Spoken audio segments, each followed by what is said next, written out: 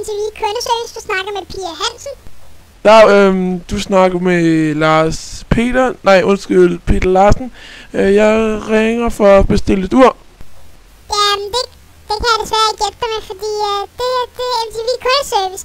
Måske skulle du ned i guld, sølv og ure, hvis du vil have et ur. Men jeg fik at vide, at jeg kunne få de super gode uger her, men så må jeg tage fejl, men jeg vil have et ur nu! Jamen, har du ikke selv et ur, eller hvorfor ringer du til MTV Kundeservice? Du kan altså ikke købe noget. Det eneste, du kan købe her, det er nogle tv-kanaler. Ja, men så vil jeg gerne have nogle billetter til Nick og Jay, hedder de?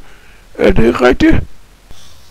Jo, de hedder Nick og Jay, men altså, hvis du vil have billetter til dem, så tror jeg, du skal ringe til The Voice, eller Billetnet, eller sådan noget.